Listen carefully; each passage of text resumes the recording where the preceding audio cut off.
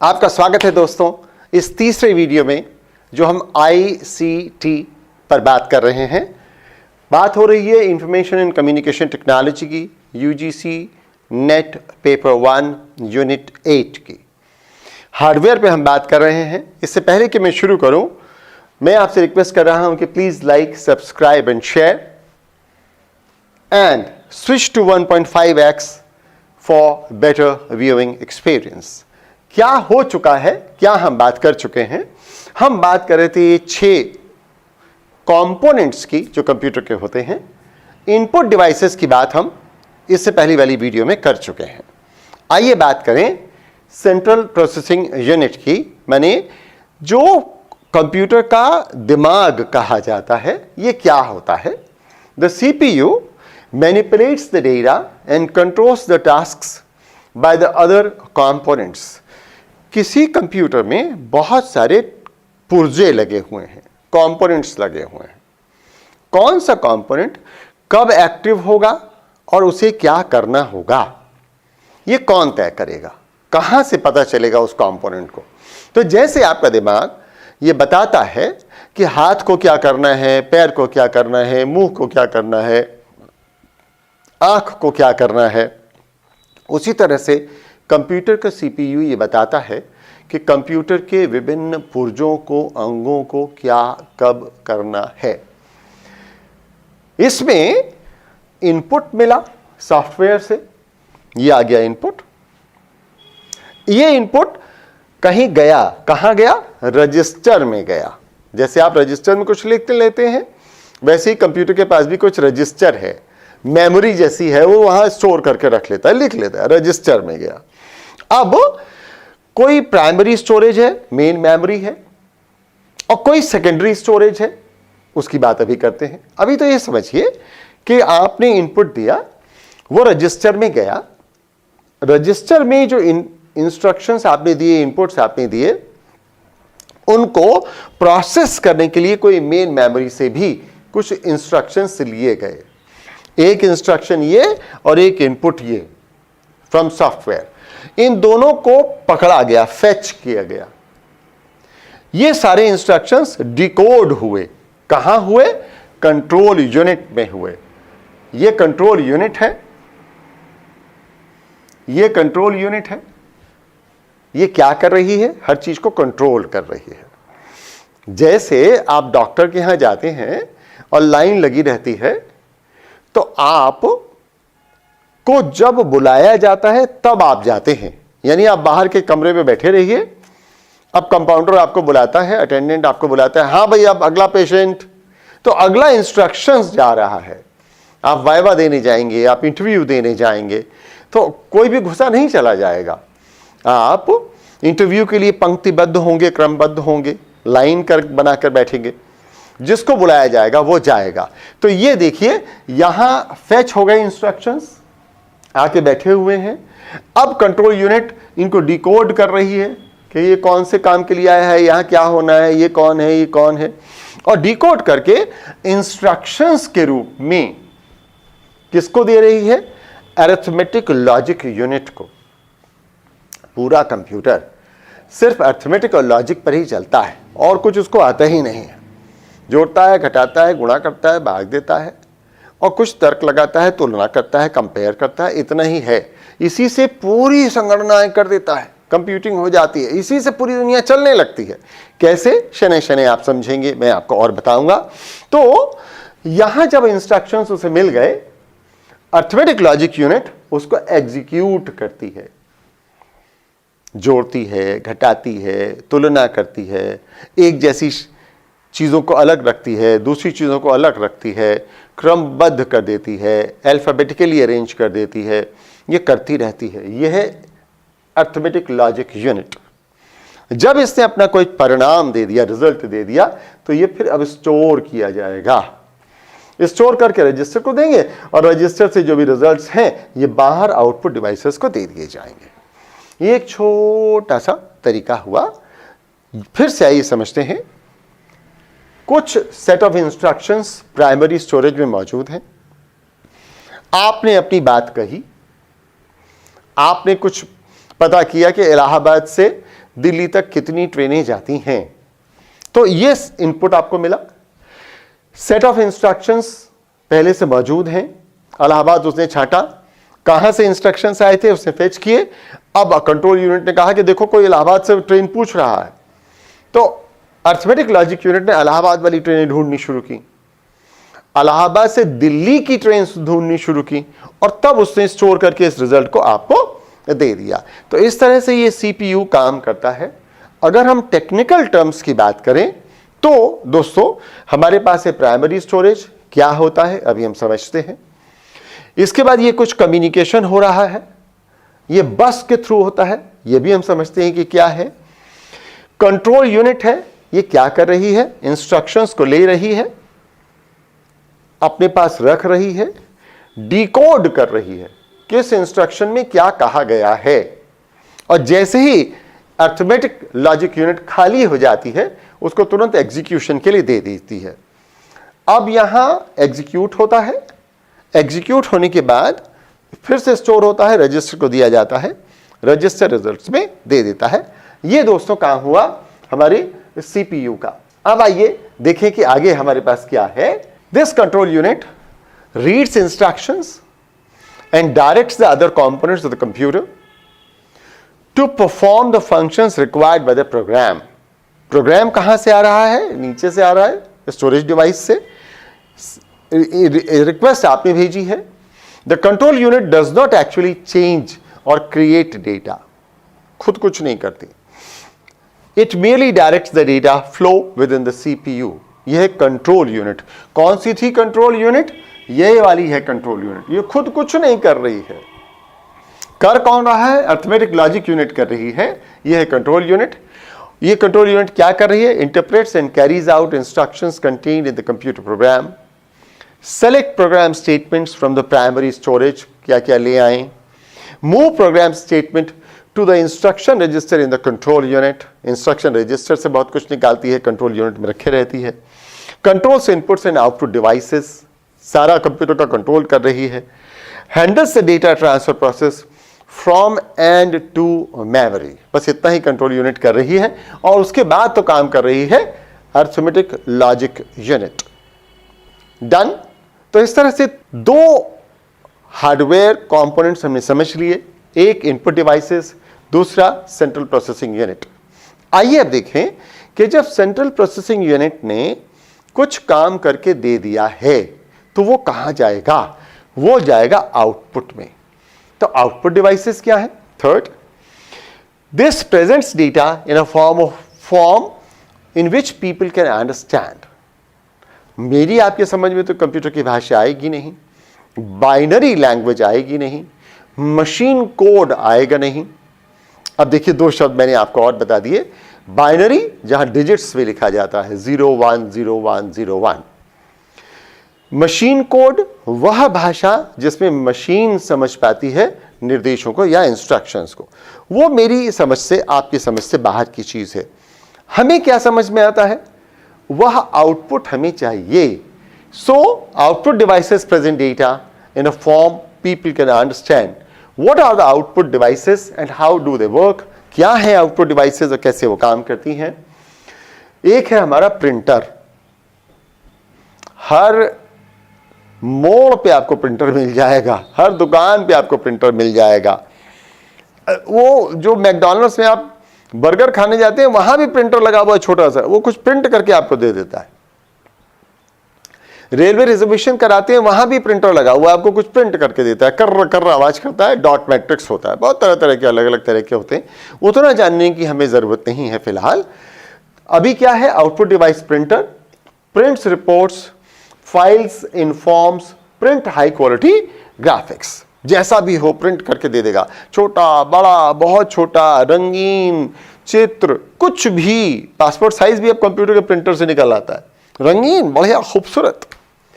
फिर है मॉनिटर जो कंप्यूटर पे आपको दिखाता है। ये जो आप देख रहे हैं ये भी एक आउटपुट डिवाइस है, कंप्यूटर से जुड़ी हुई है, कंप्यूटर के अंदर जो भी हो रहा है वही आपको दिखा रही है।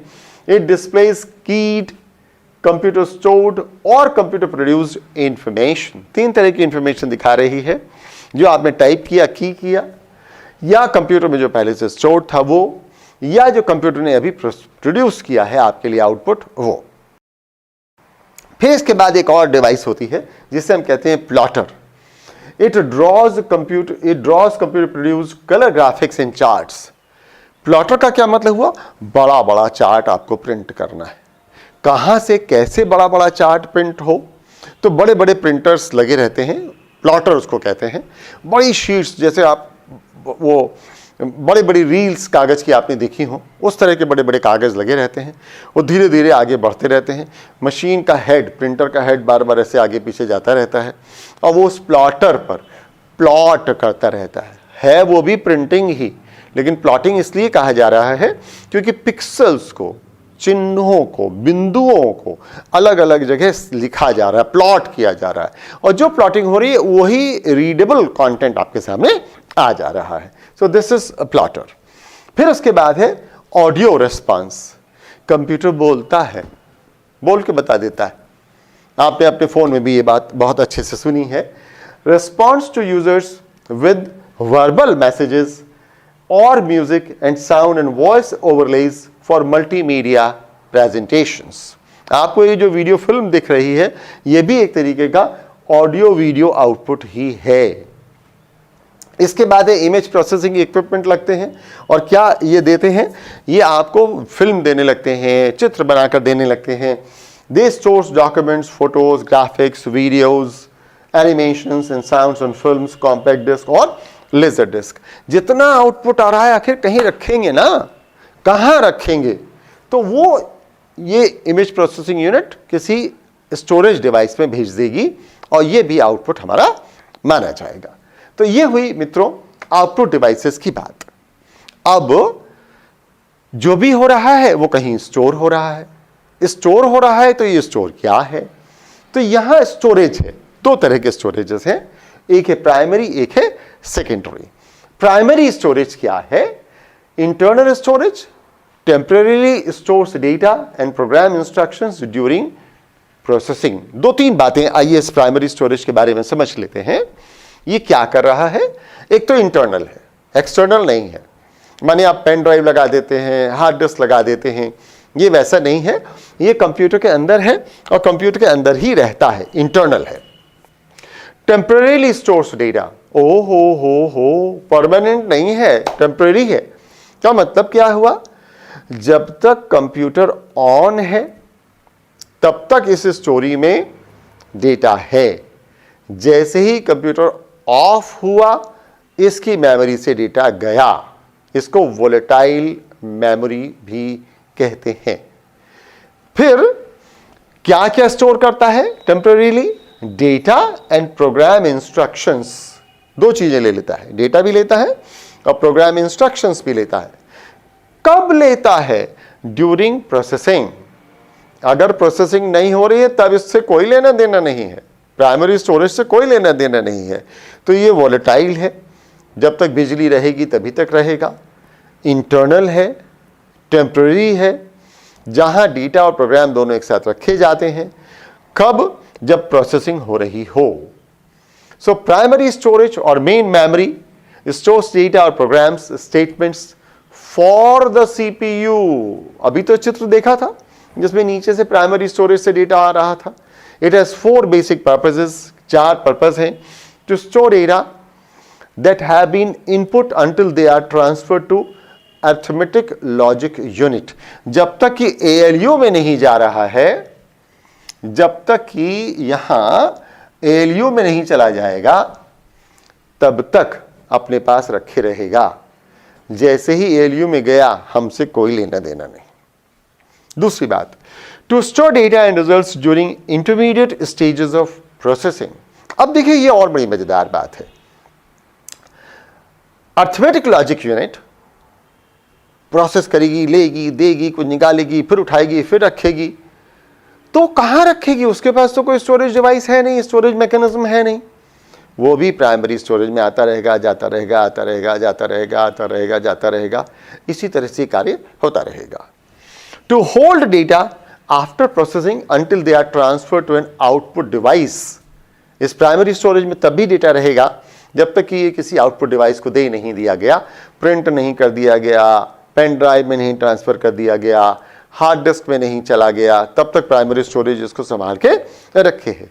टू होल्ड प्रोग्राम्स, स्टेटमेंट्स और instructions received from input devices from secondary storage, secondary storage से जो मिला वो भी और जो इनपुट डिवाइसेस से मिला वो भी, इसको ये प्राइमरी स्टोरेज अपने पास स्टोर करके रखता है। अब ये हमारे पास जो मेमोरी है वो दो तरह की हो गई, एक रजिस्टर और दूसरा इंटरनल मेमोरी। ये मैंने यहां तक आपसे अभी बात की है। इसी में और भी कुछ बात है। वो क्या बात है? अभी सेकेंडरी की बात नहीं कर रहे हैं, प्राइमरी मेमोरी की ही बात कर रहे हैं। प्राइमरी में एक है रजिस्टर और एक है इंटरनल मेमोरी चिप। रजिस्टर जो आपने अभी देखा, एक तो कंट्रोल यूनिट और एक अरिथमेटिक लॉजिक यूनिट। क्या क्या कर रहा है? There are two categories of memory यहां इंटरनल मेमोरी में। The register which is part of CPU and very fast, CPU का ये हिस्सा है, फटाफट फटाफट कुछ कुछ करता रहता है। And the internal memory chips which resides outside the CPU and are slower। अब आप कहते हैं साहब हमारे कंप्यूटर पर रैम कितनी है, पूछते हैं ना? तो ये जो रैम है ये इंटरनल मेमोरी चिप्स में है, ये CPU का हिस्सा नहीं है। which resides outside the CPU and are slower। the control unit, the CPU and the primary storage all have the registers, सब जगह रजिस्टर्स लगे हुए हैं। फॉर वेरी शॉर्ट पीरियड्स, छोटी छोटी सी जगह है, 2-4 पन्ना समझ लीजिए, वहीं मेमोरी में चीजें आती हैं, वहां से कंट्रोल यूनिट या अरिथमेटिक लॉजिक यूनिट को जाती हैं, बस उतना ही वो रजिस्टर करता रहता है। प्राइमरी से लिया माने चिप्स से लिया, इंटरनल मेमोरी चिप्स से लिया, अपने पास लिया, फटाक से कंट्रोल यूनिट या अरिथमेटिक लॉजिक यूनिट को दिया, वहां से जो मिला रखा और तुरंत प्राइमरी स्टोरेज को दिया, तभी ये इतनी फास्ट काम कर पाता है। प्राइमरी स्टोरेज ने लिया, सजा बजा के देखा कहां है, कौन सा डेटा है, कहां रखें। अब ये देखता है जैसे किसी अलमारी में रखना हो, कहां रखना हो, तो ये जो चिप है, ये जो इंटरनल मेमोरी चिप्स है, इसमें काम हो रहा है। यानी the control unit, the CPU and the primary storage all have registers. The small amounts of data resides in the register for very short period prior to their use in internal memory. Internal memory is used to store data just before they are processed by the CPU. Immediately after the processing, it comprises two types of storage space, RAM and ROM. अब आइए देखें RAM and ROM क्या है। Random Access Memory, Read Only Memory, ROM, random access memory, RAM. यानी इसके लिए हमें किसी सीक्वेंस को फॉलो करने की जरूरत नहीं है, कभी इधर चले जाएंगे, कभी उधर चले जाएंगे, कभी कहीं चले जाएंगे, वहां से जहां से हम चाहेंगे इंफॉर्मेशन उठाते रहेंगे। रीड ओनली मेमोरी माने अब इसमें आप कुछ लिख नहीं सकते, कंप्यूटर को कुछ तो निश्चित निर्देश, डिफाइंड इंस्ट्रक्शंस चाहिए ही, जिनकी मदद से वो काम कर पाए। जैसे आप जब सुबह बिस्तर से उठते हैं तो कुछ तो आपके मेमोरी में होता है ना कि आपको उठना है तो हाथ कैसे उठेगा, पैर कैसे उठेगा, कमर कैसे सीधी की जाएगी, आप बिस्तर से कैसे उठेंगे। तो ये इसको बार बार आप इरेज नहीं करते, इसको हम कहते हैं कि ये रॉम है, read only memory. Random access memory is the place in which CPU stores the instructions and data it is processing. It is having dynamic access, खड़ाखट हो रहा है, it is dynamic random access memory। दूसरा एक और है इसमें synchronous DRM, माने एक तो डायनामिक रैंडम एक्सेस मेमोरी हो गया और एक दूसरा हो गया SDRM which is system synchronous dynamic random access memory, माने वो पैरेलल चल रहा है। एक है डायनेमिक, पैरेलल नहीं चल रहा है, यानी स्पीड कम हो गई। एक है सिंक्रोनस, जैसे आपने कुछ किया उसने पकड़ा, ये इसकी स्पीड और ज्यादा हो गई। तो दो तरह का हमारे पास रैंडम एक्सेस मेमोरी हो गई। एक तो DRAMs which is dynamic random access memories, और दूसरा synchronous dynamic random access memories, जो मैंने आपको भी रैम बताया था, ये रैम हमने समझा था, रैंडम एक्सेस मेमोरी। दूसरी बात है रीड ओनली मेमोरी या ROM, is that portion of the primary storage that cannot be changed और इरेज्ड। अब ये रखा हुआ है, इसको आप कुछ नहीं कर सकते। इट इज नॉन वोलेटाइल, बिजली चली जाए तो भी लिखा हुआ है, बिजली रहे तो भी वही है, ना इसको आप मिटा सकते, ना इसके ऊपर आप कुछ लिख सकते, जो है वो वैसा ही है। इसको हम कहते हैं हार्ड कोडेड टाइप चीज है ये। सो प्रोग्रामेबल रीड ओनली मेमोरी। अब देखिए एक नई चीज आ गई, ROM में PROM हो गया, P जुड़ गया, यानी अब आप इसको चाहे तो प्रोग्राम कर सकते हैं। जब आपने कंप्यूटर खोला, इसको प्रोग्राम कर दिया, अब प्रोग्राम कर दिया तो जो लिख दिया वो वैसे ही रहेगा। कब तक? जब तक कि आप कोई नई बात इस पर नहीं लिखेंगे, नया प्रोग्राम नहीं बना देंगे। So this is programmable read only memory. और दूसरा है erasable programmable read only memory, EEPROM। हमने क्या बात किया? पहले हमने समझा ROM, that is read only memory.